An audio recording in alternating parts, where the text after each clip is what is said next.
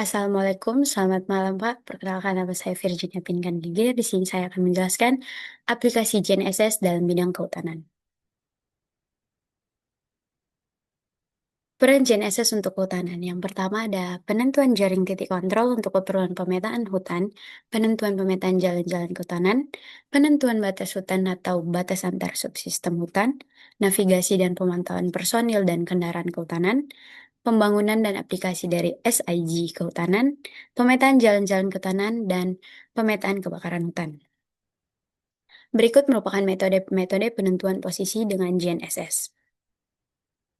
Nah, yang pertama ada pembangunan jaring kontrol geodetik kehutanan yang berbasis metode survei statik GPS, yaitu jarak antar titik sekitar 10-20 km dan terikat ke jaring kerangka dasar geodetik nasional atau KDGN atau jaring kerangka dasar kadastral nasional atau KDKN dan merupakan titik-titik acuan bagi aktivitas pengukuhan, pemetaan maupun pengolahan hutan.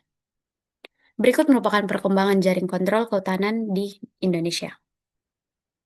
Lalu ada penentuan atau rekonstruksi titik-titik batas kehutanan yang berbasis metode survei GPS berdurasi pendek, statik singkat atau pseudokinematik, yang memiliki jarak antar titik disesuaikan oleh keperluannya sendiri dan terikat ke jaring titik kontrol kehutanan. Kendala utama yang dimiliki yaitu obstruksi sinyal oleh rimbunan pohon.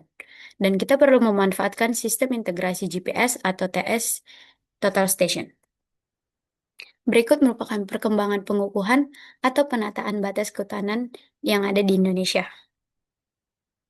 Penentuan atau rekonstruksi titik-titik batas kehutanan. Pencarian atau konstruksi titik-titik batas kehutanan sesuai gambar berikut. Penentuan azimut dengan GNSS. Nah, pencarian rekonstruksian titik-titik batas kehutanan.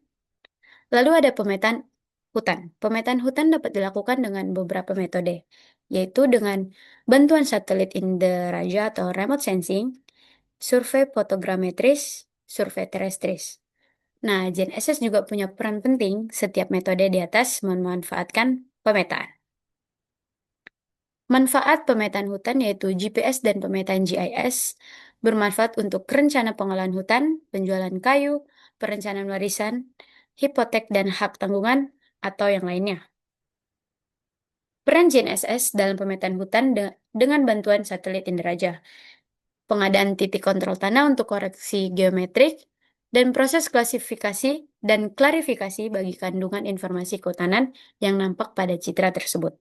Untuk keperluan di atas, ketelitian posisi yang dituntut tergantung pada resolusi piksel secara skala citra yang bersangkutan. Umumnya tidak terlalu tinggi. Nah, peran GNSS dalam pembangunan hutan tanaman industri atau HTI, yaitu sebagai penentuan posisi titik batas blok dan petak, rekonstruksi tata batas, pemetaan enclave dalam areal petak, dan lainnya. Lalu ada peran GNSS dalam pemetaan hutan secara fotogrametris. Seperti yang ada di gambar, yaitu pengadaan titik kontrol tanah, navigasi pesawat saat pemotretan, dan penentuan pusat exposure kamera. Lalu ada GNSS untuk SIG kehutanan. GNSS sebagai pengkoreksi data, GNSS untuk ground truthing, GNSS untuk pemanggilan data dan analisa, GNSS sebagai pendigitasi bumi, dan GNSS pembawa SIG ke lapangan. Lalu yang terakhir ada GNSS dan kebakaran hutan, yaitu pencarian atau rekonstruksi lokasi di lapangan dari hotspot atau titik-titik kebakaran hutan yang teridentifikasi pada citra satelit inderaja.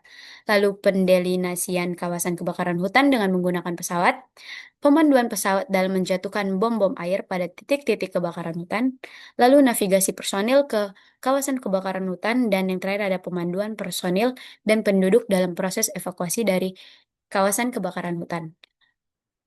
Berikut merupakan contoh kebakaran hutan yang ada di Indonesia. Sekian presentasi saya tentang aplikasi GNSS di bidang kehutanan.